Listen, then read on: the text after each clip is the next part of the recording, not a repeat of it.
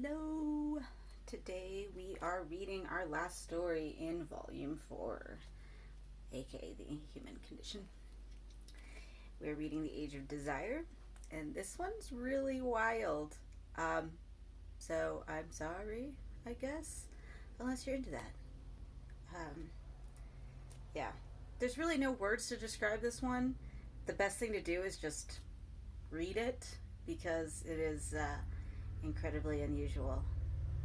But I like it a lot. It brings up a lot of question about going back to the primordial depths of the sea.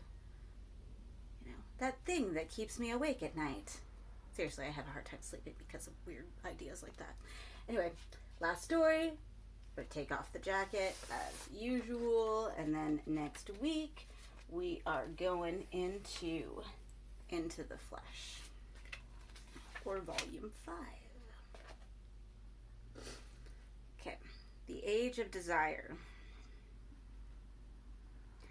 The burning man propelled himself down the steps of the Hume Laboratories as the police car, summoned, he presumed, by the alarm either Wells or Dance had set off upstairs, appeared at the gate and swung up the driveway. As he ran from the door, the car screeched up the steps and discharged its human cargo. He waited in the shadows, too exhausted by terror to run away farther, certain that they would see him. But they disappeared through the swing doors without so much as a glance toward his torment. Am I on fire at all? He wondered. Was this horrifying spectacle, his flesh baptized with a polished flame that seared but failed to consume, simply a hallucination for his eyes and his eyes only? If so, perhaps all that he had suffered up in the laboratory had also been delirium. Perhaps he had not truly committed the crimes he had fled from, the heat in his flesh licking him into ecstasies. He looked down his body. His exposed skin still crawled with livid dots of fire, but one by one they were being extinguished. He was going out, he realized, like a neglected bonfire. The sensations that had suffused him, so intense and so demanding that they had been like as pain as pleasure, were finally deserting his nerve endings, leaving a numbness for which he was grateful. His body, now appearing from beneath the veil of fire, was in a sorry condition. His skin was a panic map of scratches, his clothes torn to shreds, his hands sticky with coagulating blood he knew that was not his own. There was no avoiding the bitter truth. He had done all he had imagined doing. Even now the officers would be staring down at his atrocious handiwork. He crept away from his niche beside the door and down the driveway, keeping a lookout for the return of the two policemen. Neither reappeared. The street beyond the gate was deserted. He started to run. He had managed only a few paces when the alarm in the building behind him was abruptly cut off. For several seconds his ears rang in sympathy with the silenced bell. Then, eerily, he began to hear the sound of heat. The surreptitious murmuring of embers, distant enough that he didn't panic, yet close as his heartbeat. He limped on to put as much distance as he could between him and his felonies before they were discovered. But however fast he ran, the heat went with him, safe in some backwater of his gut, threatening with every desperate step he took to ignite him afresh.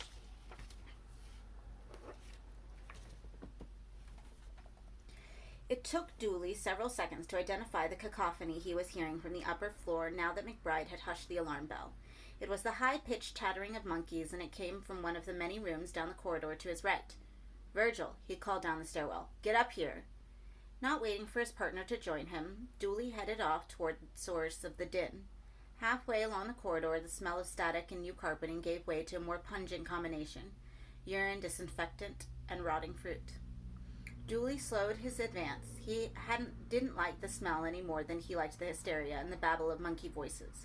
But McBride was slow in answering his call, and after a short hesitation, Dooley's curiosity got the better of his disquiet. Hand on truncheon, he approached the open door and stepped in. His appearance sparked off another wave of frenzy from the animals, a dozen or so rhesus monkeys. They threw themselves around in their cages, somersaulting, screeching, and berating the wire mesh. Their excitement was infectious. Dooley could hear the sweat begin to squeeze from his pores. "Is anybody out there?" he called out. The only reply came from the prisoners, more hysteria, more cage rattling. He stared across the room at them. They stared back, their teeth bared in fear or welcome. Dooley didn't know which, nor did he wish to test their intentions. He kept well clear of the bench of which the cages were lined up as he began a perfunctory search of the laboratory. "I wondered what the hell the smell was," McBride said, appearing at the door. Just animals, Dooley replied. Don't they ever wash, filthy buggers? Anything downstairs? Nope, McBride said, crossing the cages. The monkeys met his advance with more gymnastics. Just the alarm. Nothing up here either, Dooley said. He was about to add, don't do that, to prevent his partner putting his finger in the mesh, but before the words were out, one of the animals seized the proffered digit and bit it. McBride wrested his finger free and threw a blow back against the mesh in retaliation. Squealing its anger, the occupant flung its scrawny body about in a lunatic fandango that threatened to pitch cage and monkey alike onto the floor. You'll need a tetanus shot for that, Dooley commented. Shit, said McBride. What's wrong with the little bastard anyhow? Maybe they don't like strangers. They're out of their tiny minds. McBride sucked ruminatively on his finger, then spat. I mean, look at them. Dooley didn't answer. I said, look, McBride repeated. Very quietly, Dooley said, over here. What is it? Just come over here. McBride drew his gaze from the row of cages and across the cluttered work surfaces to where Dooley was staring at the ground, the look on his face one of fascinated revulsion. McBride neglected his finger-sucking and threaded his way among the benches and stools to where his partner stood. Under there, Dooley murmured. On the scuffed floor at Dooley's feet was a woman's beige shoe. Beneath the bench was the shoe's owner. To judge by her cramped position, she had either been secreted there by the miscreant or dragged herself out of sight and died in hiding. Is she dead? McBride asked. Look at her, for Christ's sake, Dooley replied. She's been torn open. We've got to check for vital signs, McBride reminded him. Dooley made no move to comply, so McBride squatted down in front of the victim and checked for a pulse at her ravaged neck. There was none. Her skin was still warm beneath his fingers, however. A gloss of saliva on her cheek had not yet dried. Dooley, calling in his report, looked down at the deceased. The worst of her wounds on the upper torso were masked by McBride's crouching body. All he could see was a fall of auburn hair and her legs, one shoe footless, protruding from her hiding place. They were beautiful legs, he thought. He might have whistled after such legs once upon a time. She's a doctor or a technician, McBride said. She's wearing a lab coat. Or she had been. In fact, the coat had been ripped open, as had the layers of clothing beneath, and then, as if to complete the exhibition, the skin and muscle beneath that. McBride peered into her chest. The sternum had been snapped, and the heart teased from its seat as if her killer had wanted to take it as a keepsake and had been interrupted in the act. He perused her without squeamishness. He had always prided himself in his strong stomach. Are you satisfied? She's dead. Never saw a deader. Carnegie's coming down, Dooley said, crossing to one of the sinks. Careless of fingerprints, he turned to the tap and splashed a handful of cold water onto his face. When he looked up from his ablutions, McBride had left off his tete-a-tete with the corpse and was walking down the laboratory towards the bank of machinery. What do they do in here, for Christ's sake? He remarked. Look at this stuff. Some kind of research facility, Dooley said. What do they research? How the hell do I know? Dooley snapped. The ceaseless chatterings of the monkeys and proximity of the dead woman made him want to desert the place. Let's leave it be, huh? McBride ignored Dooley's request. Equipment fascinated him. He stared entranced at the encephalograph and electrocardiograph, at the printouts unit still disgorging yards of blank paper onto the floor, at the video display monitors in the consoles. The scene brought the Marie Celeste to his mind. This was like some deserted ship of science, still humming, still some tuneless song to itself as it sailed on, though there was neither captain nor crew left behind to attend upon it. Beyond the wall of equipment was a window, no more than a yard square. McBride had assumed it let on to the exterior of the building, but now that he looked more closely, he realized it did not. A test chamber lay beyond the banked units. Dooley? He said, glancing around. The man had gone, however, down to meet Carnegie, presumably. Content to be left to his exploration, McBride returned his attention to the window. There was no light on inside. Curious, he walked around the back of the banked equipment until he found the chamber door. It was ajar. Without hesitation, he stepped through. Most of the light through the window was blocked by the instruments on the other side. The interior was dark. It took McBride's eyes a few seconds to get a true impression of the chaos the chambers contained. The overturned table, the chair of which somebody had been made matchwood, the tangle of cables and demolished equipment. Cameras, perhaps, to monitor proceedings in the chamber? Clusters of light which had been similarly smashed. No professional vandal could have made more thorough job of breaking up the chamber than had been made. There was a smell in the air that McBride recognized, but irritatingly couldn't place. He stood still, tantalized by the scent. The sound of sirens rose from down the corridor outside. Carnegie would be here in moments. Suddenly, the smells association came to him. It was the same scent that twitched in his nostrils when, after making love to Jessica, and as was his ritual, washing himself, he returned to the bathroom to the bedroom. It was the smell of sex. He smiled. His face was still registering pleasure when a heavy object sliced through the air and met his nose. He felt the cartilage give and a rush of blood come. He took 2 or 3 giddy steps backward, thereby avoiding the subsequent slice, but lost his footing in the disarray. He fell awkwardly in a litter of glass shards and looked up to see his assailant, wielding a metal bar, moving toward him. The man's face resembled one of the monkeys, the same yellowed teeth, the same rabid eyes. "No!" the man shouted as he brought his makeshift club down on McBride, who managed to ward off the blow with his arm, snatching at the weapon in so doing. The attack had taken him unawares, but now, with the pain in his mashed nose to add fury to his response, he was more than the equal of the aggressor. He plucked the club from the man, sweets from a babe, and leaped roaring to his feet.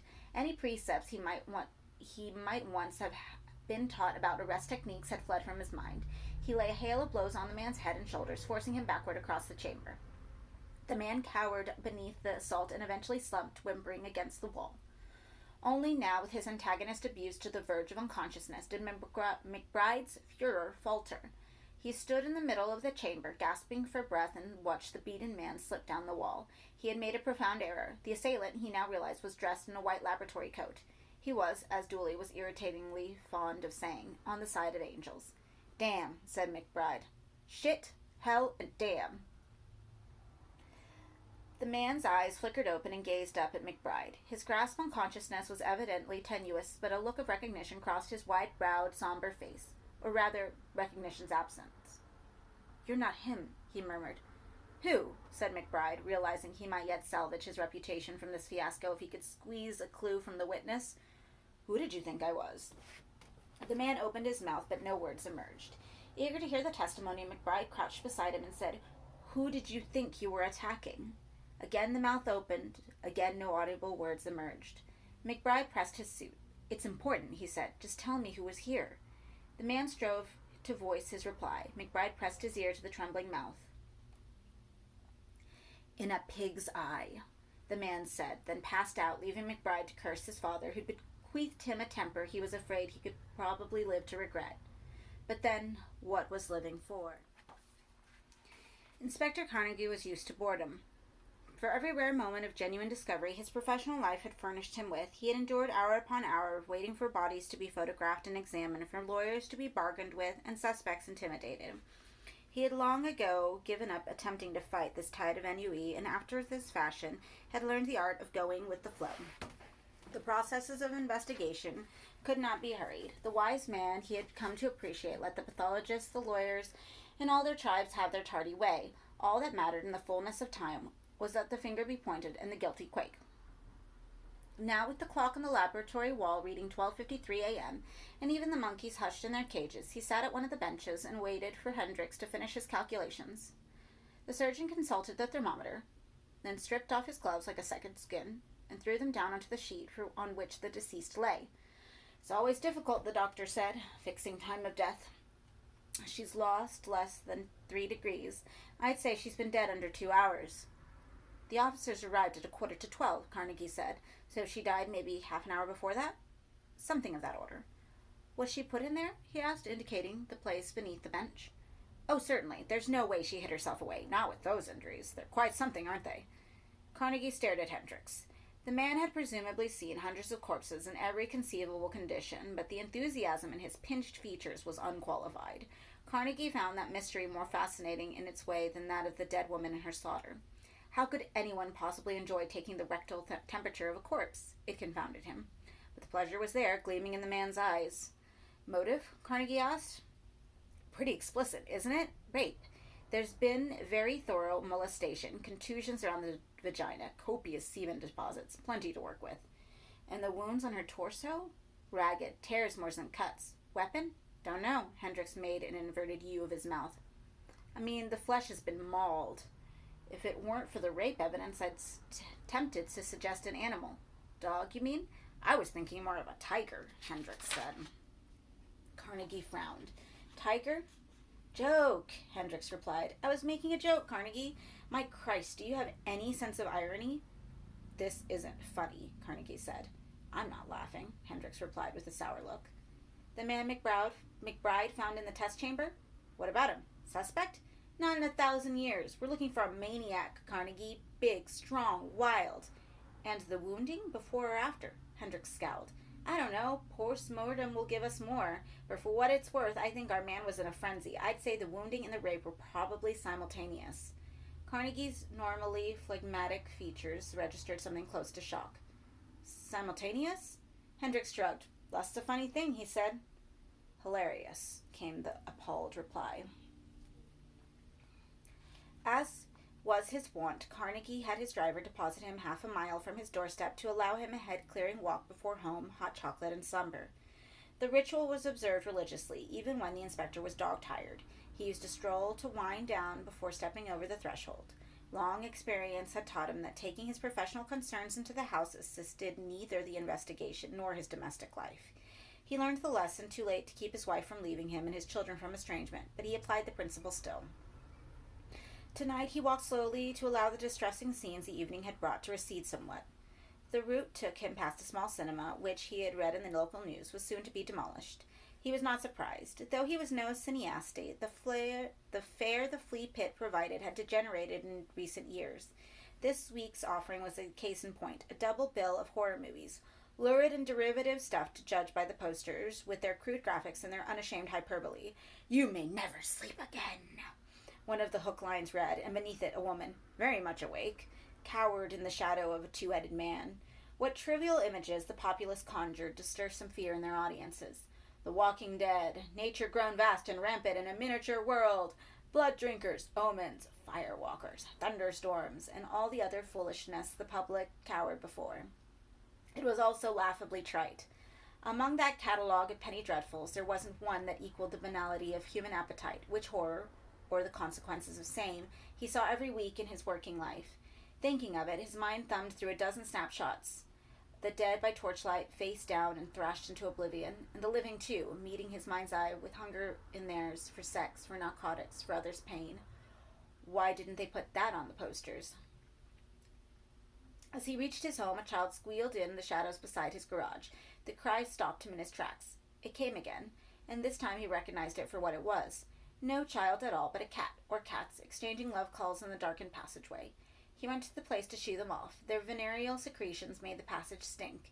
He didn't need to yell. His footfall was sufficient to scare them away. They darted in all directions, not two, but half a dozen of them. A veritable orgy had been underway, apparently. He had arrived in the spot too late, however. The stench of their seductions was overpowering. Carnegie looked blankly at the elaborate setup of monitors and video recorders that dominated his office. What in Christ's name is this all about? He wanted to know. The videotapes, said Boyle, his number two. From the laboratory. I think you ought to have a look at them, sir. Though they had worked in tandem for 7 months, Boyle was not one of the Carnegie's favorite officers. You could practically smell the ambition off his smooth hide. In someone half his age, again, such greed would have been objectionable. In a man of 30, it verged on the obscene. This present display, the mustering of equipment ready to confront Carnegie when he was walked in at 8 a.m, was just Boyle's style, flashy and redundant. Why so many screens? Carnegie asked acidly. Do I get it in stereo too? They had 3 cameras running simultaneously, sir, covering the experiment from several angles. What experiment? Boyle gestured to his superior to sit down. Obsequious to a fault, aren't you? Thought Carnegie. Much good it'll do you. Right. Boyle instructed the technician at the recorders. Roll the tapes. Carnegie sipped at the cup of hot chocolate he had bought with him. The beverage was a weakness of his, verging on addiction. On the days when the machine supplying it broke down, he was an unhappy man indeed. He looked at the 3 screens. Suddenly a title. Project Blind Boy, the words read. Restricted. Blind Boy? Said Carnegie. What or who is that? It's obviously a code word of some kind, Boyle said. Blind boy, blind boy. Carnegie repeated the phrase as if to beat it into submission, but before he could solve the problem, the images on the 3 monitors diverged. They pictured the same subject, a bespectacled male in his late 20s, sitting in a chair, but each showed the scene from a different angle. One took the subject full length and in profile. The second was in 3/4 medium shot, angled from above. The third, a straightforward close-up of the subject's head and shoulders shot through the glass of the test chamber and from the front. The 3 images were in black and white, and none were completely centered or focused. Indeed, as the tapes began to run, somebody was still adjusting such technicalities. A backwash of informal chatter ran between the subject and the woman, recognizable even in brief glimpses as the deceased, who was applying electrodes to his forehead. Much of the talk between them was difficult to catch. The acoustics in the chamber frustrated microphone and listener alike. "The woman's Dr. Dance," Boyle offered. "The victim." "Yes," said Carnegie, watching the screens intently. "I recognize her. How long does this preparation go on for?" "Quite a while. Most of it is unedifying." "Well, get to the edifying stuff, then." "Fast forward," Boyle said. The technician obliged, and the actors on the 3 screens became squeaking comedians. "Wait," said Boyle. "Back up short way." Again, the technician did as instructed. "There," said Boyle. "Stop there. Now run on at normal speed." The action settled back to its natural pace. "This is where it really begins, sir." Carnegie had come to the end of his hot chocolate. He put his finger in the soft sludge at the bottom of the cup, delivering the sickly sweet dregs to his tongue. On the screens, Dr. Dance had approached the subject with a syringe and was now swabbing the crook of his elbow and injecting him.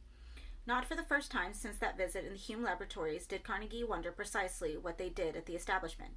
Was this kind of procedure de rigueur in pharmaceutical research? The implicit secrecy of the experiment, late at night in an otherwise deserted building, suggested not. And there was that imperative on the title card, restricted. What they were watching had clearly never been intended for public viewing. "Are you comfortable?" a man off camera now inquired. The subject nodded. His glasses had been removed, and he looked slightly bemused without them. An unremarkable face, thought Carnegie. The subject, as yet unnamed, was neither Adonis nor Quasimodo. He was receding slightly, and his wispy, dirty blonde hair touched his shoulders. "I'm fine, Dr. Wells," he replied to the off-camera questioner. "You don't feel hot at all? Sweaty?" "Not really," the guinea pig replied, slightly apologetically. "I feel ordinary." "That you are," Carnegie thought. Then to Boyle. "Have you been through the tapes to the end?" "No, sir," Boyle replied. "I thought you'd want to see them first. I only ran them as far as the injection." "Any word from the hospital on Dr. Wells?" "At the last call, he was still comatose." Carnegie grunted and returned his attention to the screens. Following the burst of action with the injection, the tapes now settled into non-activity, the 3 cameras fixed on their short-sighted subject with beady stares, the torpor occasionally interrupted by an inquiry from Wells as the subject's condition. It remained the same. After 3 or 4 minutes of this eventless study, even his occasional blinks began to assume major dramatic significance. "Don't think much of the plot," the technician commented. Carnegie laughed. Boyle looked discomforted. 2 or 3 more minutes passed in a similar manner. "This doesn't look too hopeful," Carnegie said. "Run through it at speed, will you?" The technician was about to obey when Boyle said, "Wait." Carnegie glanced across at the man, irritated by his intervention, then back at the screens. Something was happening.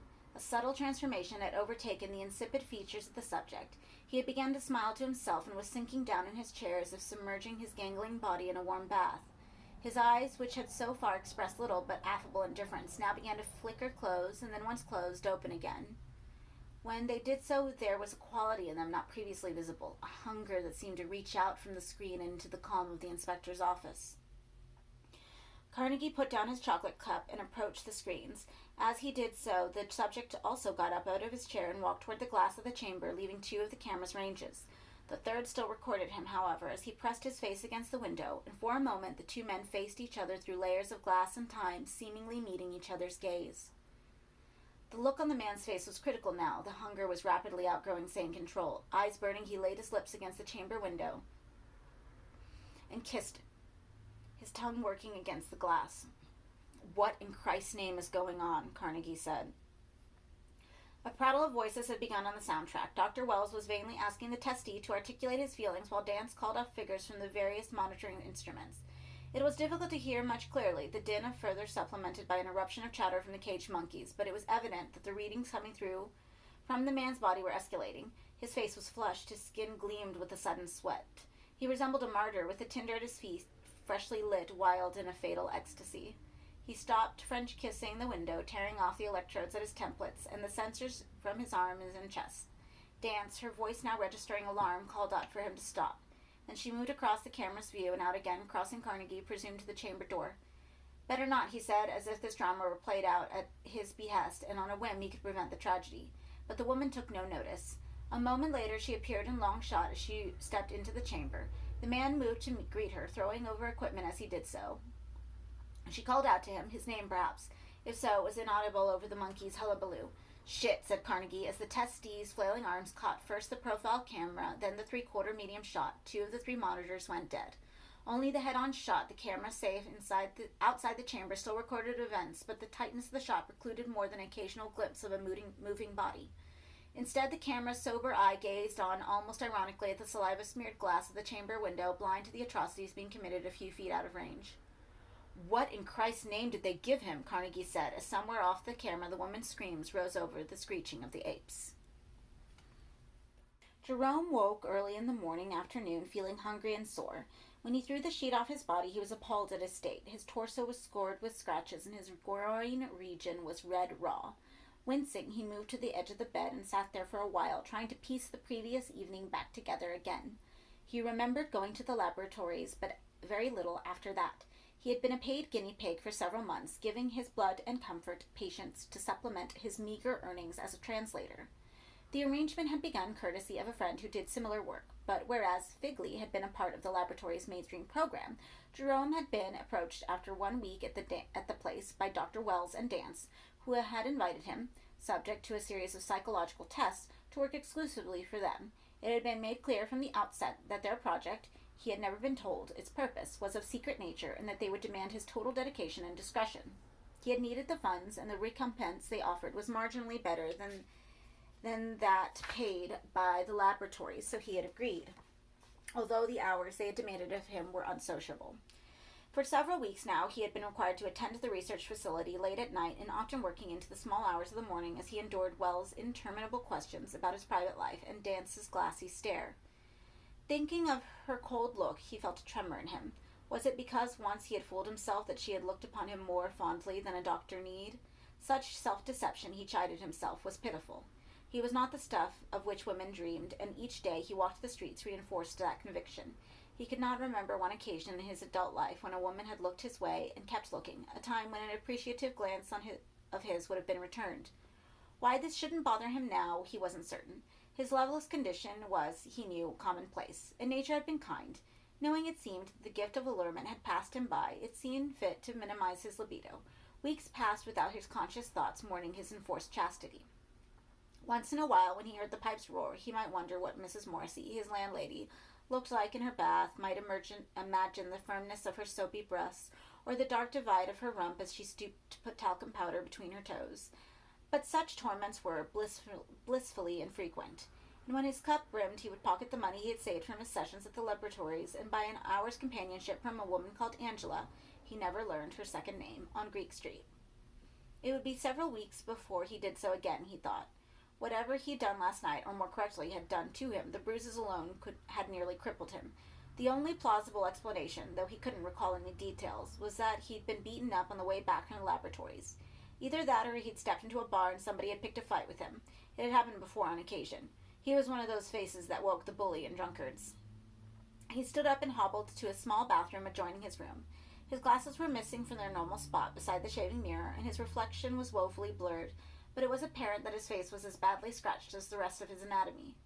And more, a clump of hair had been pulled out from his left ear. Above his left ear, clotted blood ran down his neck. Painfully, he bent to the task of cleaning his wounds, then bathing them in stinging solution of antiseptic. That done, he returned into his room to seek out his spectacles. But search as he might, he could not locate them. Cursing his idiocy, he rooted among his belongings for an old pair and found them. Their prescription was out of date. His eyes had worsened considerably since he'd worn them, but they at least brought his surroundings into a dreaming kind of focus. An indisputable melancholy had crept up on him, compounded in his pain and those unwelcome thoughts of Mrs. Morrissey. To keep his intimacy at bay, he turned on the radio. A sleek voice emerged, purveying the usual palliatives. Jerome had always had contempt for popular music and its apologists, but now as he mooched around the small room, unwilling to clothe himself with chafing weaves where his scratches still pained him, the songs began to stir something other than scorn in him. It was as though he were hearing the words and music for the first time, as though all his life he had been deaf to their sentiments. Enthralled, he forgot his pain and listened. The songs told one seamless and obsessive story of love lost and found only to be lost again. The lyricist filled the airwaves with metaphor, much of it ludicrous, but no less potent for that. of paradise, of birds, of hearts on fire, of birds, bells, journeys, sunsets, of passion as lunacy, as flight, as unimaginable treasure. The songs did not calm him with their fatuous sentiments. They flayed him, evoking, despite feeble rhyme and trite melody, a world bewitched by desire. He began to tremble. His eyes, strained, or so he reasoned, by the unfamiliar spectacles, began to delude him. It seemed as though he could see traces of light in his skin, sparks flying from the end of his fingers. He stared at his hands and arms. The illusion, far from retreating in the face of his scrutiny, increased. Beads of brightness, like the traces of fire and ash, began to climb through his vein, multiplying even as he watched. Curiously, he felt no distress. This burgeoning fire merely reflected the passion in the story the songs were telling him. Love, they said, was in the air around every corner, waiting to be found. He thought again of the widow Morrissey in the flat below him, going about her business, sighing, no doubt, as he had done, awaiting her hero. The more he thought of her, the more inflamed he became. She would not reject him if that songs convinced him, or if she did, he must press his cause until, again as the songs promised, she surrendered to him. Suddenly, at the thought of her surrender, the fire engulfed him. Laughing, he left the radio singing behind him and made his way downstairs. It had taken the best part of the morning to assemble a list of testees employed by the laboratories. Carnegie had sensed a reluctance on the part of the establishment to open their files to the investigation, despite the horror that had been committed on its premises. Finally, just after noon, they had presented him with a hastily assembled who's who of subjects, 4.5 in toto, and their addresses. None, the officers claimed, matched the description of Wells' testee. The doctors, it was explained, had been clearly using laboratory facilities to work on private projects. Though this was not encouraged, both had been senior researchers and allowed leeway on the matter. It was likely, therefore, that the man Carnegie was seeking had never been on the laboratory's payroll. Undaunted, Carnegie ordered a selection of photographs taken off the video recording and had them distributed with the list of names and addresses to his officers. From then on, it was down to footwork and patience. Leo Boyle ran his finger down the list of names he had been given. Another 14, he said. His driver grunted, and Boyle glanced across at him. You were McBride's partner, weren't you? He said. That's right, Dooley replied. He's been suspended. Why? Dooley scowled. Lacks finesse, that Virgil. Can't get the hang of arrest technique. Dooley drew the car to a halt. Is this it? Boyle asked. You said number 80. This is 80. On the door. 80. I've got eyes. Boyle got out of the car and made his way up the pathway. The house was sizable and had been divided into flats. There were several bells. He pressed on for J. Treadgold, the name on his list, and waited. Of the 5 houses they had so far visited, 2 had been unoccupied, and the residents of the other 3 had borne no resemblance to the male factor. Boyle waited on the step a few seconds, then pressed the bell again, a longer ring this time. Nobody in, Dooley said from the pavement. Looks like it. Even as he spoke, Boyle caught sight of a figure across the hallway, its outline distorted by the cobblestone and glass on the door. Wait a minute, he said. What is it? Somebody's in there and not answering. He pressed the first bell again, then the others. Dooley approached up the pathway, flicking away an over-attentive wasp. You sure? I saw someone in there. Press the other bells, Dooley suggested. I already did. There's somebody in there and they don't want to come to the door. He rapped on the glass. Open up, he announced. Police. Clever, thought Dooley. Why not a loudspeaker so heaven knows too? When the door predictably remained unanswered, Boyle turned to Dooley. Is there a side gate? Yes, sir. Then we should go around the back pronto before he's away. Shouldn't we call... Do it. I'll keep watch here. If you can get in the back some through and open the front door. Dooley moved, leaving Boyle alone at the front door. He rang the series of bells again and, cupping his hand to his brow, put his face to the glass. There was no sign of movement in the hallway. Was it possible that the bird had already flown? He backed down the path and stared up the windows. They stared back vacuously. Ample time had now passed for Dooley to get round the back of the house, but so far he had neither reappeared nor called. Stymied where he stood and nervous that his tactics had lost them their quarry, Boyle decided to follow his nose around the back of the house.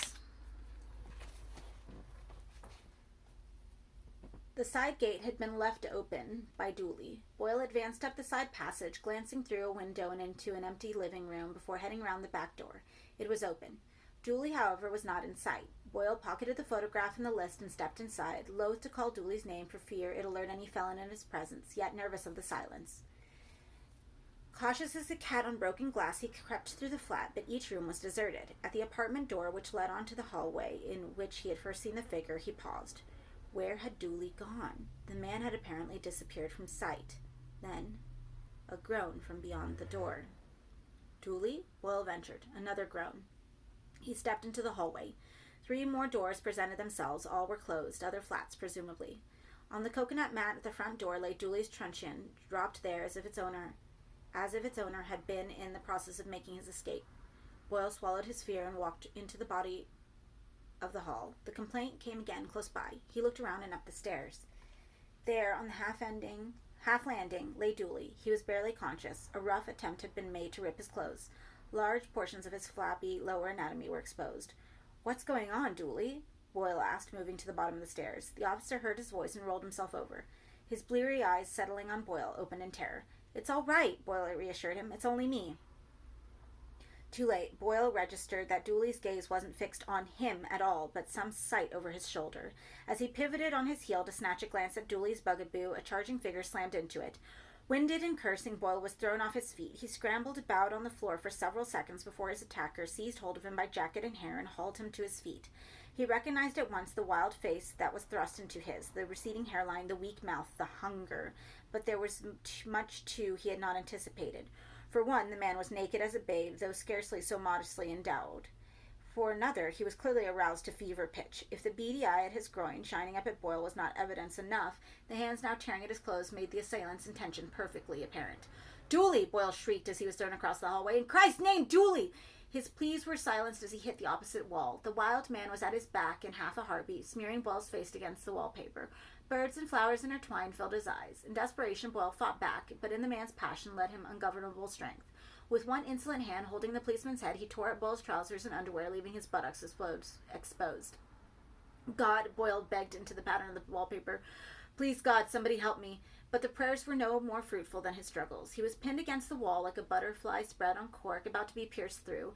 He closed his eyes, tears of frustration running down his cheeks. The assailant left off his hold on Boyle's head and pressed his violation home.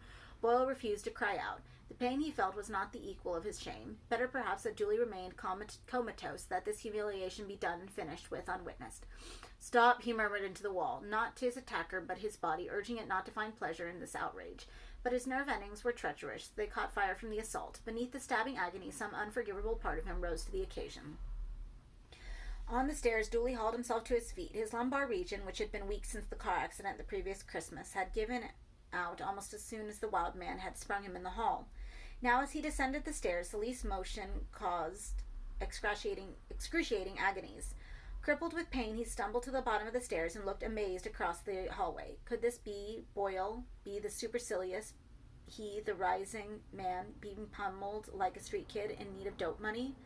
The sight transfixed Dooley for several seconds before he unhinged his eyes and swung them down to the truncheon on the mat. He moved cautiously, but the wild man was too occupied with the deflowering to notice him. Jerome was listening to Boyle's heart. It was a loud, seductive beat. With every thrust into the man, it seemed to get louder. He wanted it, the heat of it, the life of it. His hand moved around to Boyle's chest and dug at the flesh. "Give me your heart," he said. It was like a line from one of the songs. Boyle screamed into the wall as his attacker mauled his chest. He'd seen photographs of the woman at the laboratories. The open wound of her torso was lightning clear in his mind's eye. Now the maniac intended the same atrocity. "Give me your heart." Panicked to the edge of his insanity, he found new stamina and began to fight afresh, reaching around and clawing at the man's torso. Nothing, not even the bloody loss of hair from his scalp, broke the rhythm of his thrusts, however. In extremis, Boyle attempted to insinuate one of his hands between his body and the wall and reach between his legs to unman the bastard. As he did so, Dooley attacked, delivering a hail of truncheon blows upon the man's head. The diversion gave Boyle precious leeway. He pressed hard against the wall. The man, his grip on Boyle's chest slicked with blood, lost his hold. Again, Boyle pushed. This time he managed to shrug the man off entirely. The bodies disengaged. Boyle turned, bleeding but in no danger, and watched Dooley follow the man across the hallway, beating at his greasy blonde hair. He made little attempt to protect himself, however. His burning eyes, Boyle had never understood the physical accuracy of that image until now, were still on the object of his affections. "Kill him," Boyle said quietly as the man grinned through the blows. "Break every bone in his body." Even if Dooley, hobbled as he was, hadn't been in any fit state to obey the imperative, he had no chance to do so. His berating was interrupted by a voice down the hallway. A woman had emerged from the flat Boyle had come through. She too had been a victim of this marauder, to judge by her state. But Dooley's entry into the house had been clearly distracted her molester before he could do serious damage. "Arrest him," she said, pointing at the leering man. "He tried to rape me." Dooley closed in to take possession of the prisoner, but Jerome had other intentions. He put his hand in Dooley's face and pushed him back against the front door. The coconut mat slid from under him. He all but fell. By the time he'd regained his balance, Jerome was up and away. Boyle made a wretched attempt to stop him, but the tatters of his trousers were wrapped up about his lower legs, and Jerome, fleet-footed, was soon halfway up the stairs. "Call for help," Boyle ordered Dooley, "and make it quick." Dooley nodded and opened the front door. "Is there any way out from upstairs?" Boyle demanded of Mrs. Morrissey. She shook her head. "Then we've got the bastard trap, haven't we?" he said. "Go on, Dooley." Dooley hobbled away down the path. "And you," he said to the woman, "fetch something in the way of weaponry, anything solid." The woman nodded and returned the way she'd come, leaving Boyle slumped beside the open door. A soft breeze cooled the sweat on his face. At the car outside, Dooley was calling up reinforcements. All too soon, Boyle thought, the cars would be here and the man upstairs would be hauled away to give his testimony. There would be no opportunity for revenge once he was in custody. The law would take its placid course, and he, the victim, would be only a bystander. If he was to ever to salvage the ruins of his manhood, now was the time. If he didn't, if he languished here, his bowels on fire, he would never shrug off the horror he felt at his body's betrayal. He must act now, must beat the grin off this ravisher's face once and for all, or else live in self-disgust until memory failed him. The choice was no choice at all. Without further debate, he got up from his squatting position and began up the stairs. As he reached the half-landing, he realized he hadn't brought a weapon with him. He knew, however, that if he descended again, he'd lose all momentum. Prepared in that moment to die if necessary, he headed on up. There was only one door open on the top landing. Through it came the sound of a radio. Downstairs, in the safety of the hall, he heard Dooley come in to tell him that the call had been made, only to break off mid-announcement. Ignoring the distraction, Boyle stepped up into the flat. There was nobody there. It took Boyle a few moments only to check the kitchen, the tiny bathroom, and the living room. All were deserted. He returned to the bathroom, the window of which was open, and put his head out. The drop to the grass in the garden below was quite manageable. There was an imprint of in the ground of the man's body. He had leaped and gone. Boyle cursed his tardiness and hung his head. A trickle of heat ran down the inside of his leg. In the next room, the love songs played on. For Jerome, there was no forgetfulness, not this time. The encounter with Mrs. Morrissey, which had been interrupted by Dooley, and the episode with Boyle that had followed, had all merely served to fan the fire in him. Now, by the light of those flames, he saw clearly what crimes he had committed. He remembered with horrible clarity the laboratory, the injection, the monkeys, the blood. The acts he recalled, however, and there were many, woke no sense of sinfulness in him. All moral consequence, all shame or remorse was burned out by the fire that was even now licking his flesh to new enthusiasms. He took refuge in a quiet cul-de-sac to make himself presentable. The clothes he had managed to snatch before making his escape were motley, but would serve to keep him from attracting unwelcome attention. As he buttoned himself up, his body seeming to strain from his covering, as if resentful of being concealed, he tried to control the holocaust that raged between his ears. But the flames wouldn't be dampened. His every fiber seemed alive to the flux and flow of the world around him. The marshalled trees along the road, the wall at his back, and every paving stones beneath his bare feet were catching a spark from him and burning now with their own fire. He grinned to see the conflagration spread. The world, in its very eager particular, grinned back. Aroused beyond control, he turned to the wall he had been leaning against. The sun had fallen upon it, and it was warm. The bricks smelled ambrosial. He laid kisses on their gritty faces, his hands exploring every nook and cranny. Murmuring sweet nothings, he unzipped himself, found an accommodating niche, and filled it. His mind was running with liquid pictures, mingled anatomies, female and male, in one undistinguishable congress. Above him, even the clouds had caught fire. Enthralled by their burning heads, he felt the moment rise in his gristle. Breath was short now, but the ecstasy? Surely that would go on forever. Without warning, a spasm of pain traveled down his spine from cortex to testicles and back again, convulsing him. His hands lost grip of the brick, and he finished his agonizing climax on the air as he fell across the pavement. For several seconds he lay where he had collapsed, while the echoes of the initial spasm bounced back and forth along his spine, diminishing with each return. He could taste blood at the back of his throat. He wasn't certain if he'd bitten his lip or tongue, but he thought not.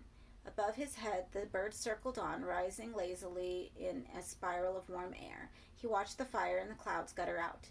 He got to his feet and looked down at the coinage of semen he'd spent on the pavement. For a fragile instant he caught again a whiff of the vision he'd just had. Imagined a marriage of his seed with the paving stone. What sublime children the world might boast, he thought, if he could only mate with a brick or tree. He would gladly suffer the agonies of conception if such miracles were possible. But The paving stone was unmoved by his seeds and treaties. The vision like the fire above him cooled and hid its glories. He put his bloodied member away and leaned against the wall, turning the strange events of his recent life over and over. Something fundamental was changing in him, of that he had no doubt. The rapture that had possessed him, and would, no doubt, possess him again, was like nothing he had hitherto experienced, and whatever they had injected into his system, it showed no signs of being discharged naturally, far from it. He could feel the heat in him still, as he had leaving the laboratories, but this time the roar of its presence was louder than ever. It was a new kind of life he was living, and the thought, though frightening, exalted him. Not once did it occur to his spinning, eroticized brain that this new kind of life would, in time, demand a new kind of death. Carnegie had been warned by his superiors that results were expected. He was now passing the verbal beating he'd received to those under him. It was a line of humiliation in which the greater was encouraged to kick the lesser man, and that man in turn his lesser. Carnegie had sometimes wondered what the man at the end of the line took his ire out on, his dog presumably. This miscreant is still loose, gentlemen, despite his photograph in many of this morning's newspapers, and an operating method which is, to say the least, insolent. We will catch him, of course, but let's get to the bastard before we have another murder on our hands. The phone rang. Boyle's replacement, Michian, picked it up, while Carnegie concluded his pep talk to the assembled officers. I want him in the next 24 hours, gentlemen. That's the time scale I've been given, and that's what we've got. 24 hours. Michian interrupted. Sir, it's Johansson. He says he's got something for you. It's urgent. Right, the inspector claimed the receiver. Carnegie. The voice at the other end was soft to the point of inaudibility. Carnegie, Johansson said. We've been right through the laboratory, dug up every piece of information we could find on Dance and Wells' test. And we've also analyzed traces of the agent from the hypo they used on the suspect. I think we found the boy, Carnegie. What boy? Carnegie wanted to know. He found Johansson's obfuscation irritating. The blind boy, Carnegie, and... For some inexplicable reason, Carnegie was certain the man smiled down the phone before replying. I think perhaps you'd better come down and see for yourself. Sometime around noon suit you?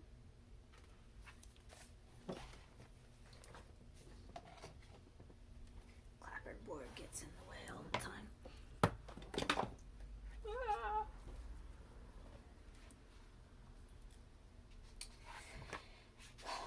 Johansson could have been one of history's greatest poisoners. He had all the requisite qualifications. A tidy mind, poisoners were, in Carnegie's experience, domestic paragons, a patient nature, poison could take time, and most importantly, an encyclopedic knowledge of toxicology. Watching him at work, which Carnegie had done on 2 previous cases, was to see a subtle man at his subtle craft, and the spectacle made Carnegie's blood run cold. Johansson had installed himself in the laboratory on the top floor where Dr. Dance had been murdered, rather than use police facilities for the investigation, because, as he explained to Carnegie, much of the equipment the Hume organization boasted was simply not available elsewhere. His dominion over the place, accompanied by his 2 assistants, had, however, transformed the laboratory from the clutter left by the experimenters to a dream of order. Only the monkeys remained a constant. Try as he might, Johansson could not control their behavior. We didn't have much difficulty finding the drug used on your man, Johansson said. We simply cross-checked traces remaining on the hypodermic with materials found in the room. In fact, they seem to have been manufacturing the stuff or variations on the theme for some time. The people here claim they know nothing about it, of course. I'm inclined to believe them. What the good doctors were doing here was, I'm sure, in the nature of a personal experiment. What sort of experiment? Johansson took off his spectacles and set about cleaning them with the tongue of his red tie. At first, I thought they were developing some kind of hallucinogen, he said. In some regards, the agent used on your man resembles a narcotic. In fact, methods apart, I think they made some very exciting discoveries, developments that take us into an entirely new territory. It's not a drug, then? Oh, yes, of course it's a drug, Johansson said, replacing those spectacles, but one created for a very specific purpose. See for yourself. Johansson led the way across the laboratory to a row of monkeys' cages. Instead of being confined separately, the toxicologist had seen fit to open the interconnecting doors between one cage and the next, allowing the animals free access to gather in groups. The consequence was absolutely plain. The animals were engaged in an elaborate series of sexual acts. Why, Carnegie wondered, did monkeys perpetually perform obscenities? It was the same torrid display whenever he'd taken his offspring as children to Regent's Park Zoo. The ape enclosure elicited one embarrassing question after another. He'd stopped taking the children after a while. He simply found it too mortifying. Haven't they got anything better to do? He asked of Johansson, glancing away, then back at a menage a trois that was so intimate that eye could not ascribe member to monkey. Believe me, Johansson smirked, this is mild by comparison with much of the behavior we've seen from them since we gave them a shot of the agent. From that point on, they've neglected all normal behavior patterns. They bypass the arousal signals, the courtship rituals. They no longer show any interest in food. They don't sleep. They have become sexual obsessives. All other stimuli are forgotten. Unless the agent is naturally discharged, I suspect they are going to screw themselves to death. Carnegie looked along the rest of the cages. The same pornographic scenes were being played out at each one. Mass rape, homosexual liaisons, fervent and erratic and ecstatic masturbation. It's no wonder the doctors made a secret project of this discovery, Johansson went on. They were on to something that could have made them a fortune, an aphrodisiac that actually works. An aphrodisiac? Most are useless, of course. Rhinoceros horn, live eels and cream sauce, symbolic stuff. They're designed to arouse by association. Carnegie remembered the hunger in Jerome's eyes. It was echoed here in the monkeys, hunger and the desperation that hunger brings. And the ointments, too, all useless. Cantharsis vescitora. What's that? You know, the stuff of Spanish fly, perhaps? It's a paste made from a beetle. Again, useless. At best, these things are irritants. But this... He picked up a vial of colorless liquid. This is damn near genius. They don't look too happy to me. Oh, it's crude, Johansson said. I think the researchers were greedy and moved on to tests in living subjects a good 2 or 3 years before it was wise to do so. The stuff is almost lethal as it stands, no doubt of that. But it could be made to work, given time. You see, they've sidestepped the mechanical problems. This stuff operates directly on the sexual imagination, on the libido. If you arouse the mind, the body follows. That's the trick to it. A rattling of the wire mesh close by drew Carnegie's attention from Johansson's pale features. One of the female monkeys, apparently not satisfied with the attentions of several males, was spread eagle against her cage, her nimble fingers reaching for Carnegie. Her spouses, not to be left loveless, had taken to sodomy. Blind boy, said Carnegie. Is that Jerome? It's Cupid, isn't it? Johansson said. Love looks not with the eyes but with the mind, and therefore is winged Cupid painted blind. It's Midsummer Night's Dream. The bard was never my strongest suit, said Carnegie. He went back to staring at the female monkey. And Jerome, he said? He has the agent in his system, a sizable dose. So he's like this lot. I would presume his intellectual capacities being greater than the agent may not be able to work in quite such an unfettered fashion. But having said that, sex can make monkeys out of the best of us, can it? Johansson allowed himself a half smile at the notion. All our so-called higher concerns became secondary to pursuit. For a short time, sex makes us obsessive. We can perform, at least think we can perform, and with that hindsight may seem extraordinary feats. I don't think there's anything so extraordinary about rape, Carnegie commented, attempting to stem Johansson's rhapsody, but the other man would not be subdued. Sex without end, without compromise or apology, he said. Imagine it, the dream of Casanova. The world had seen so many ages, the age of enlightenment, of reformation, of reason, now at last the age of desire. And after this, an end to ages, an end perhaps to everything. For the fires that were being stoked now were fiercer than the innocent world suspected. They were terrible fires, fires without end, which would illuminate the world in one last fierce light. So Wells thought as he lay in his bed. He had been conscious for several hours, but had chosen not to signify such. Whenever a nurse came to his room, he would clamp his eyes closed and slow the rhythm of his breath. He knew he could not keep the illusion up for long, but the hours gave him a while to think through his itinerary from here. His first move had to be back at the laboratories. There were papers there he had to shred, tapes to wipe clean. From now on, he was determined that every scrap of information about Project Blind Boy exists solely in his head. That way, he would have complete control over his masterwork, and nobody could claim it from him. He had never had much interest in making money from the discovery. Although he was well aware of how lucrative a workable aphrodisiac would be, he had never given a fig of material wealth. His initial motivation for the development of the drug, which he had chanced upon quite by accident while testing an agent to aid schizophrenics, had been investigative.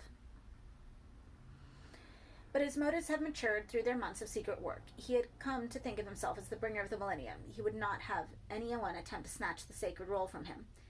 And so he thought, lying in his bed, waiting for a moment to slip away.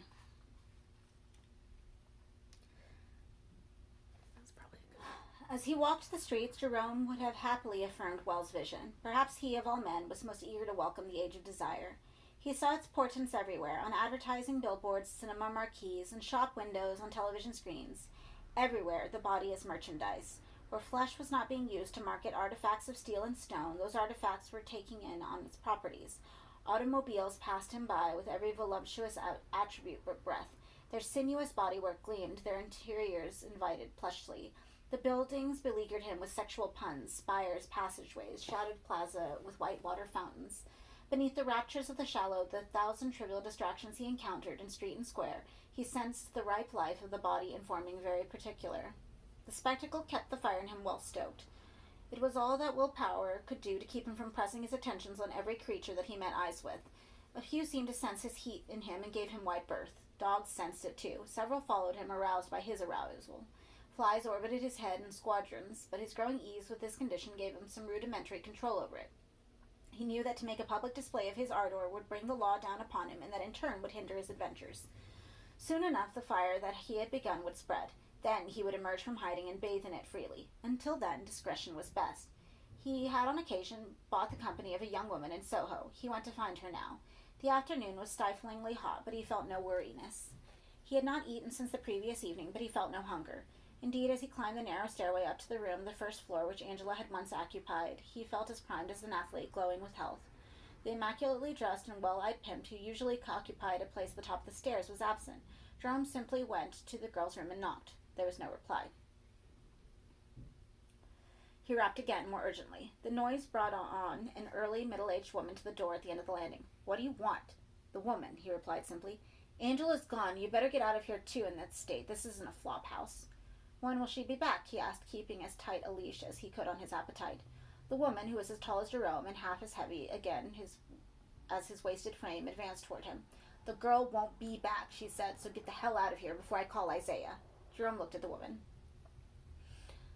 She shared Angela's profession, no doubt, if not her youth or prettiness. He smiled at her.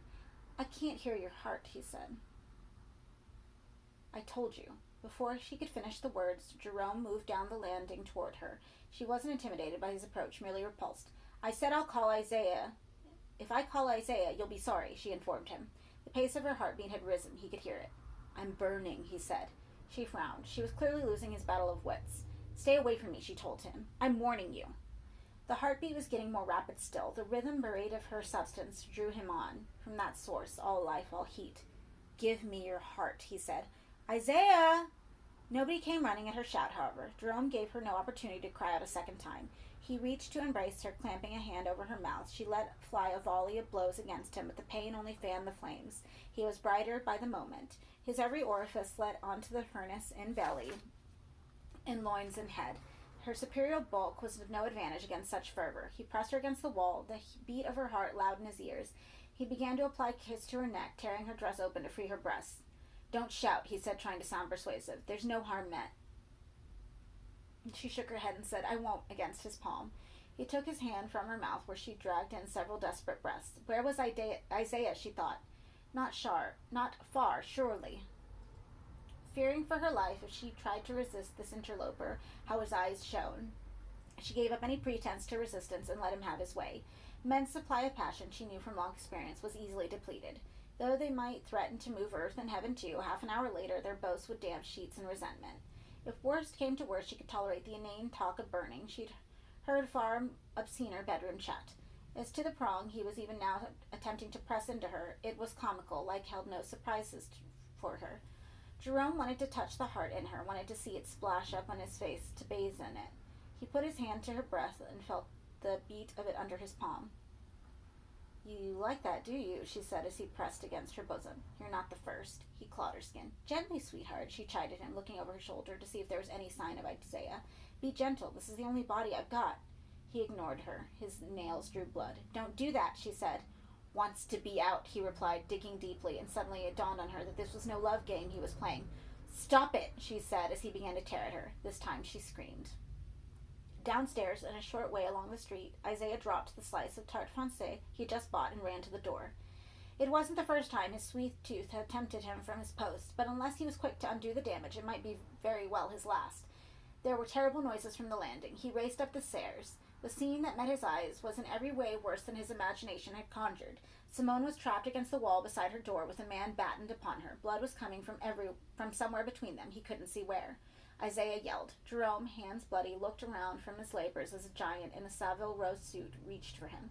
It took Jerome vital seconds to uproot himself from the furrow, by which time the man was upon him. Isaiah took hold of him and dragged him off the woman. She took shelter, sobbing, in her room. "Sick bastard," Isaiah said, launching a fusillade of punches.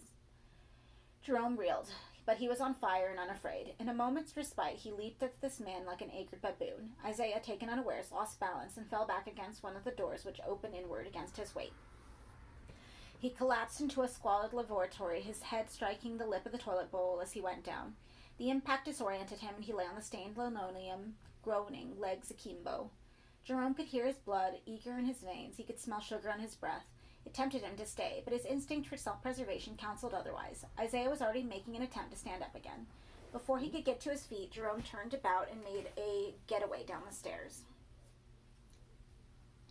The dog Day met him at the doorstep, and he smiled. The street wanted him more than the woman on the landing, and he was eager to oblige. He started out onto the pavement, his erection still pressing from his trousers.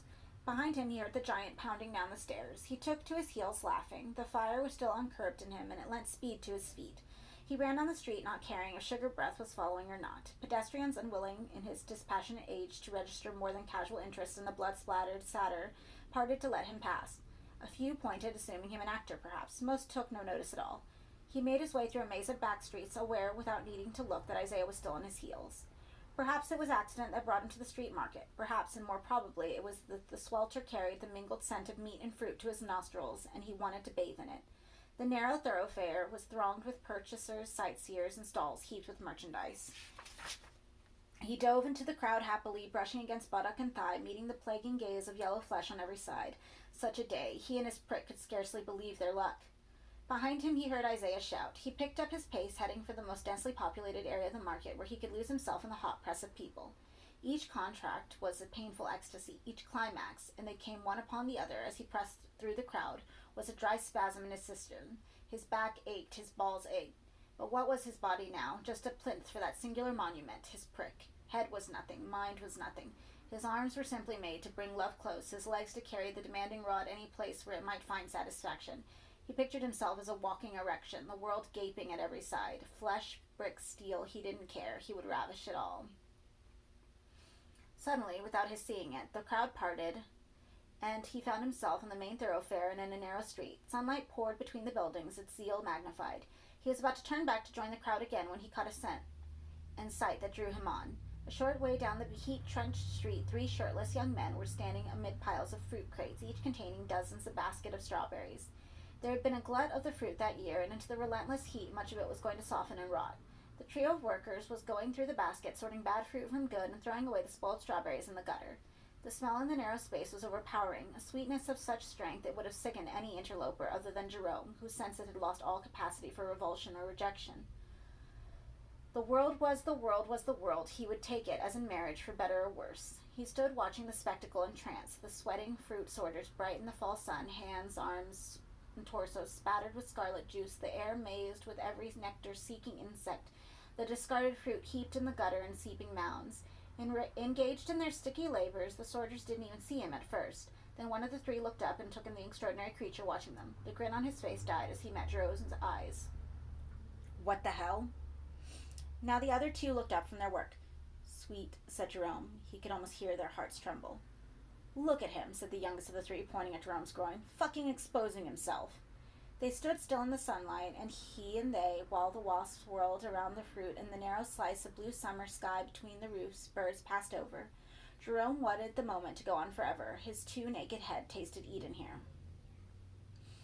And then the dream broke. He felt a shadow on his back. One of the sorters dropped the basket he was sorting through. The decayed fruit broke open on the gravel. Jerome frowned and half turned. Isaiah had found the street.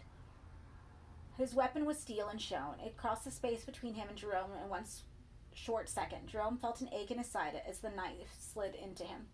"Christ," the young man said, and began to run. His 2 brothers, unwilling to be witnesses at the scene of a wounding, hesitated only moments longer before following. The pain made Jerome cry out, but nobody in the noisy market heard him. Isaiah withdrew the blade. Heat came from it. He made to stab again, but Jerome was too fast for the spoiler. He moved out of range and staggered across the street. The would-be assassin, fearful that Jerome's cries would draw too much attention, moved quickly in pursuit to finish the job. But the tarmac was slick with rotted fruit, and his fine suede shoes had less grip than Jerome's bare feet. The gap between them widened by a pace. "No, you don't," Isaiah said, determined not to let his humiliator escape. He pushed over a tower of fruit crates. Baskets toppled and strewed their contents across Jerome's path. Jerome hesitated to take in the bouquet of bruised fruit. The indulgence almost killed him. Isaiah closed in, ready to take the man. Jerome, his system taxed to near eruption by the stimulus of pain, watched the blade come close to opening his belly.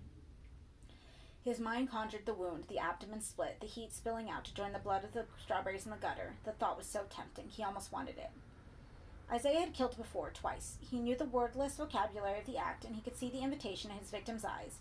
Happy to oblige, he came to meet it, knife at the ready. At the last possible moment, Jerome recanted, and instead of presenting himself for slitting, threw a blow at the giant.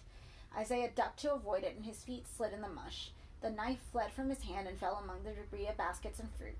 Jerome turned away as the hunter, an advantage lost, stooped to locate the knife, but this prey was gone before his ham-fisted grip had found it. Lost again in the crowd-filled streets. He had no opportunity to pocket the knife before the uniform stepped out of the crowd and joined him in the hot passageway. "What's the story?" the policeman demanded, looking down at the knife. Isaiah followed his gaze. The bloodied blade was black with flies. In his office, Inspector Carnegie sipped at his hot chocolate, his third in the past hour, and watched the processes of dusk. He had always wanted to be a detective, right from his earliest rememberings. And in those rememberings, this had always been a charged and magical hour. Night descending on the city, myriad evils putting on their glad rags and coming out to play. A time for vigilance, for a new moral stringency. But as a child, he had failed to imagine the fatigue that twilight invariably brought. He was tired to his bones, and if he snatched any sleep in the next few hours, he knew it would be here in his chair with his feet up on the desk amid a clutter of plastic cups. The phone rang. It was Johansson. "Still at work," he said, impressed by Johansson's dedication to the job. It was well after 9. Perhaps Johansson didn't have a home worth calling such to go back to either. "I heard our man's had a busy day," Johansson said. "That's right. A prostitute in Soho, then got himself stabbed. He got through the cordon, I gather." "These things happen," Carnegie replied, too tired to be testy. "What can I do for you?" "I just thought you'd want to know. The monkeys have started to die." The words stirred Carnegie from his fatigue stupor. "How many?" he asked. 3 from 14 so far, but the rest will be dead by dawn, I'd guessed." "What's killing them? Exhaustion?" Carnegie recalled the desperate saturnalia he'd seen in the cages. What animal, human or otherwise, could keep up with such revelry without cracking up? "It's not physical," Johansson said, "or at least not in the way you're implying. We'll have to wait for the dissection results before we get any detailed explanations." "Your best guess, for my worth," Johansson said, "which is quite a lot. I think they're going bang." "What?" "Cerebral overload of some kind. Their brains are simply giving out. The agent doesn't disperse, you see. It feeds on itself. The more fevered they get, the more of the drug is produced. The more of the drug there is, the more fevered they get. It's a vicious cycle. Hotter and hotter, wilder and wilder. Eventually the system can't take it, and suddenly I'm up to my armpits in dead monkeys." The smile came back into the voice again, cold and wry. "Not that the others let that spoil their fun. Necrophilia is quite the fashion down here." Carnegie peered at his cooling hot chocolate. It acquired thick skin, which puckered as he touched the lip cup. "So it's just a matter of time," he said. "Before our man goes for bust? Yes, I think so." "All right, thank you for the update. Keep me posted. You want to come down here and view the remains?" "Monkey corpses I can do without, thank you." Johansson laughed. Carnegie put down the receiver. When he turned back to the window, night had well and truly fallen. In the laboratory, Johansson crossed to the light switch by the door. In the time he'd been calling Carnegie, the last of the daylight had fled. He saw the blow that felled him coming a mere heartbeat before it landed. It caught him across the side of his neck. One of his vertebrae snapped and his legs buckled. He collapsed without reaching the light switch. But by the time he hit the ground, the distinction between day and night was academic. Wells didn't bother to check whether his blow had been lethal or not. Time was at premium. He stepped over the body and headed across the bench where Johansson had been working. There, lying in a circle of lamplight, as if for the final act of a simian tragedy, lay a dead monkey. It had clearly perished in a frenzy. Its face was knitted up, mouth wide and spittle-stained, its eyes fixed in a final look of alarm. Its fur had been pulled out in tufts in the throes of its copulations. Its body, wasted with exertion, was a mass of contusions. It took Wells half a minute to study to recognize the implications of the corpse, and of the other two he now saw lying in a nearby bench. "Love kills," he murmured to himself philosophically, and began his systematic destruction of Blind Boy. "I'm dying," Jerome thought. "I'm dying of terminal joy." The thought amused him. It was the only thought in his head which made so much sense. Since his encounter with Isaiah and the escape from the police that had followed, he could remember little with any coherence. The hours of hiding and nursing his wounds, of feeling the heat grow again and of discharging it, had long since merged into one midsummer dream for which he knew with pleasurable certainty only death would wake him. The blaze was devouring him utterly from the entrails out. If he were to be eviscerated now, what would the witnesses find? Only embers and ash. Yet still his one-eyed friend demanded more. Still, as he wove his way back to the laboratories, where else was for a man made to go when the stitches slipped but back to the first heat. Still the grids gaped at him seductively, and every brick wall offered up 100 gritty invitations. The night was balmy, a night for love songs and romance. In the questionable privacy of a parking lot a few blocks from his destination, he saw two people having sex in the back of a car, the doors open to accommodate limbs and draft. Jerome paused to watch the ritual, enthralled as ever by the tangle of bodies and the sound, so loud it was like thunder, of twin hearts beating to one escalating rhythm. Watching, his rod grew eager. The female saw him first and alerted her partner to the wreck of a human being who was watching them with such childish delight. The male looked around from his gropings to stare. "Do I burn?" Jerome wondered. "Does my hair flame?"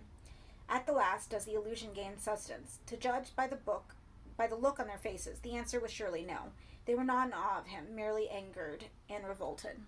"I'm on fire," he told them. The male got to his feet and spat at Jerome. He almost expected the spittle to turn to steam as it approached him, but instead it landed on his face and upper chest as a cooling shower. "Go to hell," the woman said. "Leave us alone." Jerome shook his head. The male warned him that another step would oblige him to break Jerome's head. It disturbed our man not or jot. No words, no blows could silence the imperative of the rod. Their hearts, he realized as he moved toward them, no longer beat in tandem. Carnegie consulted the map, 5 years out of date now, on his office wall to pinpoint the location of the attack that had just been reported. Neither of the victims had come to serious harm, apparently. The arrival of a carload of revelers had dissuaded Jerome, it was unquestionably Jerome, from lingering. Now the area was being flooded with officers, half a dozen of them armed. In a matter of minutes, every street in the vicinity of the attack would be cordoned off. Unlike Soho, which had been crowded, the area would furnish the fugitive with few hiding places. Carnegie pinpointed the location of the attack and realized that it was within a few blocks of the laboratories. No accident, surely. The man was heading back to the scene of his crime. Wounded and undoubtedly on the edge of collapse, the lovers had described a man who looked more dead than alive. Jerome would probably be picked up before he reached home. But there was always the risk of his slipping through the net and getting on to the laboratories.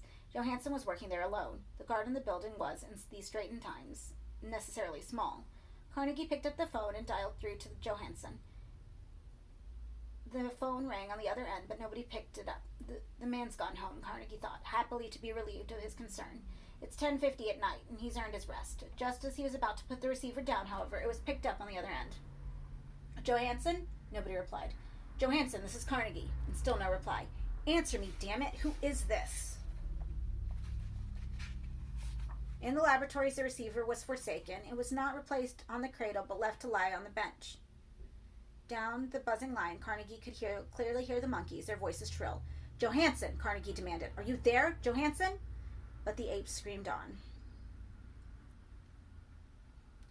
Wells had built 2 bonfires of the Blind Boy material in the sinks and set them alight. They flared up enthusiastically. Smoke, heat, and ashes filled the large room, thickening the air. When the fires were fairly raging, he threw all the tapes he could lay hands upon to the conflagration and added all of Johansson's notes for good measure. Several of the tapes had already gone from the files, he noted, but all they could show any thief was some teasing scenes of transformation. The heart of the secret remained his. With the procedures and formulae now destroyed, it only remained to wash the small amounts of remaining agent down the drain and kill and incinerate the animals. He prepared a series of lethal hypodermics, going about the business with uncharacteristic orderliness. This systematic destruction gratified him. He felt no regret at the way things had turned out. From that first moment of panic, when he'd helplessly watched the Blind Boy serum work its awesome effects upon Jerome, to his final elimination, Of all that had gone before he had been, he now saw one steady process of wiping clean. With these fires, he brought an end to the pretense of scientific inquiry. After this, he was indisputably the apostle of desire, its John in the wilderness. The thought blinded him to any other. Careless of the monkeys' scratchings, he hauled them one by one from their cages to deliver the killing dose. He dispatched 3 and was opening the cage to the 4th when a figure appeared in the doorway of the laboratory. Through the smoky air, it was impossible to see who. The surviving monkeys seemed to recognize him, however. They left their couplings and set up a din of welcome. Wells stood still and waited for the newcomer to make his move. "I'm dying," said Jerome. Wells had not expected this. Of all the people he had anticipated here, Jerome was the last. "Did you hear me?" the man wanted to know. Wells nodded. "We're all dying, Jerome. Life is a slow disease, no more, no less." "But such a light, in the going?" "You knew this would happen," Jerome said. "You knew the fire would eat me away." "No," came the sober reply. "No, I didn't, really." Jerome walked out at the doorframe and into the murky light. He was a wasted shambles, a patchwork man, blood on his body, fire in his eyes. But Wells knew better than to trust the apparent vulnerability of this scarecrow.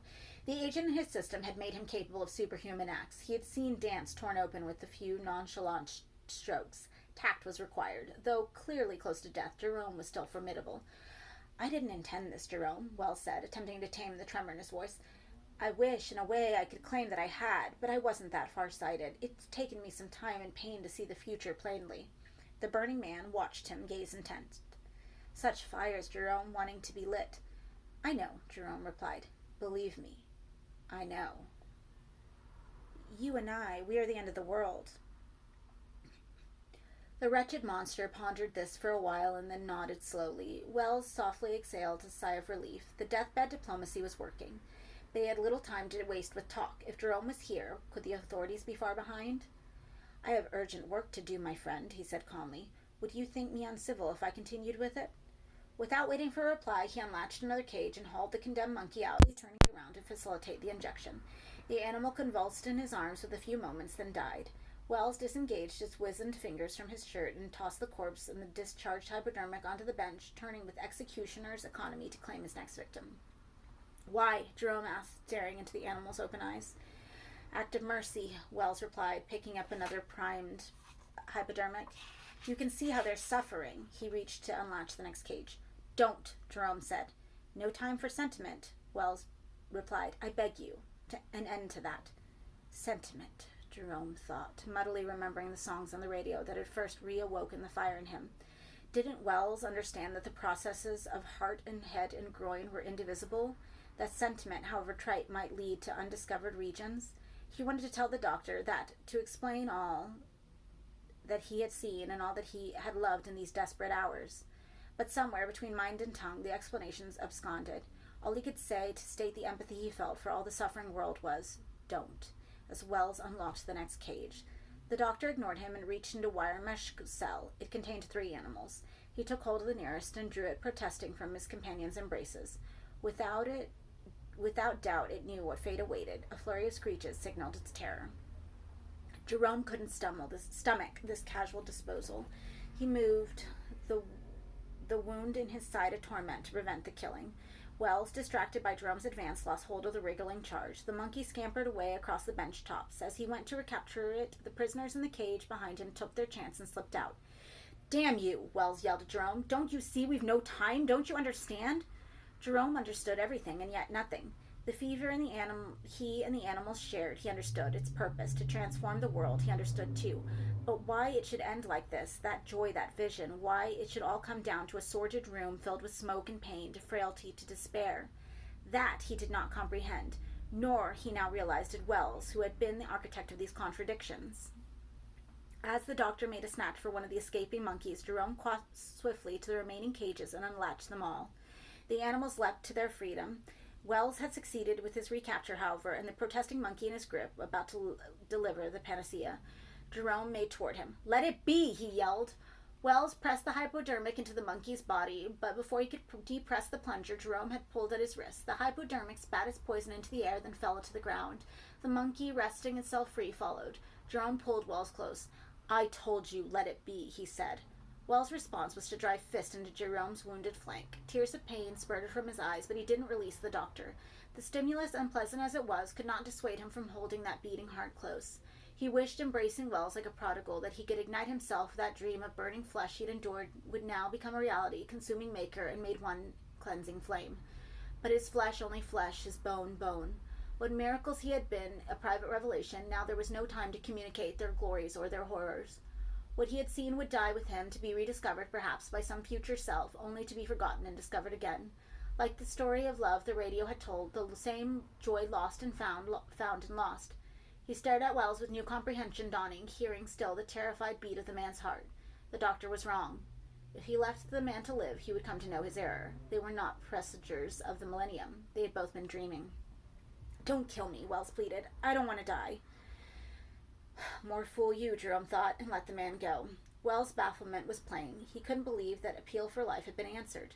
Anticipating a blow with every step he took, he backed away from Jerome, who simply turned his back to the doctor and walked away. From downstairs there came a shout, then many shouts. Police, Wells guessed. They had presumably found the body of the officer who'd been on guard at the door. In moments only they would be coming up the stairs. This was no time for finishing the task he'd come to perform. He had to be away before they arrived. On the floor below, Carnegie watched the armed officers disappear up the stairs. There was a faint smell of burning in the air. He feared the worst. "I am the man who comes after the act," he thought to himself. "I am perpetually upon the scene when the best of the action is over." Used as he was to waiting, patient as a loyal dog, this time he could not hold his anxieties in check while the others went ahead. Disregarding the voices advising him to wait, he began up the stairs. The laboratory on the top floor was empty, but for the monkeys and Johansson's corpse. The toxicologist lay on his face where he had fallen, neck broken. The emergency exit, which led out on the fire escape, was open. Smoky air was being sucked out through it. As Carnegie stepped away from Johansson's body, officers were already on the fire escape, calling to their colleagues below to seek out the fugitive. "Sir?" Carnegie looked across at the mustachioed individual who had approached him. "What is it?" The officer pointed to the other end of the laboratory, to the test chamber. There was somebody at the window. Carnegie recognized the features, even though they were much changed. It was Jerome. At first he thought the man was watching him, but a short perusal scotched that idea. Jerome was staring, tears on his face, at his own reflection in the smeared glass. Even as Carnegie watched, the face retreated with the gloom of the chamber. Other officers had noticed the man, too. They were moving down the length of the laboratory, taking up positions behind the benches, where there was a good line to the door, weapons at the ready. Carnegie had been present in such situations before. They had their own terrible momentum. Unless he intervened, there would be blood. "No," he said. "Hold your fire." He pressed the protesting officer aside and began to walk down the laboratory, making no attempt to conceal his advance. He walked past sinks in which the remains of blind boy guttered, past the bench under which a short age ago they'd found the dead dance. A monkey, its head bowed, dragged itself across his path, apparently deaf to his proximity. He let it find a hole to die in, then moved on to the chamber door. It was ajar. He reached for the handle. Behind him the laboratory had fallen completely silent. All eyes were on him. He pulled the door open. Fingers tightened on triggers. There was no attack, however. Carnegie stepped inside. Jerome was standing against the opposite wall. If he saw Carnegie enter or heard him, he made no sign of it. A dead monkey lay at his feet, one hand still grasping the hem of his trousers. Another whispered in the corner, holding his head in his hands. "Jerome?" Was it Carnegie's imagination, or could he smell strawberries? Jerome blinked. "You're under arrest," Carnegie said. Hendricks would appreciate the irony of that, he thought. The man moved his bloody hand from the stab wound on his side to the front of his trousers and began to stroke himself. "Too late," Jerome said. He could feel the last fire rising in him. Even if this intruder chose to cross the chamber and arrest him now, the intervening seconds would deny him his capture. Death was here. And what was, now that he saw clearly, just another seduction, another sweet darkness to be filled up and pleasured and made fertile. A spasm began in his perineum, and lightning traveled in two directions from the spot, up his rod and up his spine. A laugh began in his throat. In the corner of the chamber, the monkey, hearing Jerome's humor, began to whimper again. The sound momentarily claimed Carnegie's attention, and when his gaze flitted back to Jerome, the short-sighted eyes had closed, the hand had dropped, and he was dead, standing against the wall. For a short time the body defied gravity. Then gracefully the legs buckled, and Jerome fell forward. He was, Carnegie saw, a sack of bones, no more. It was a wonder the man had lived so long. Cautiously he crossed to the body and put his finger to the man's neck. There was no pulse.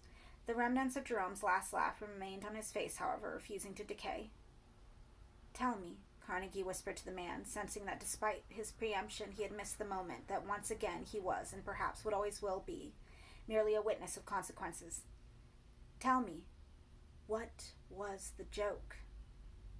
But the blind boy, as is the wont of his clan, wasn't telling. And that was The Age of Desire. Poor Jerome. I mean, we're assuming he was a completely normal person before he was injected with that serum. Man, that shit went out of hand very quickly. I will probably put a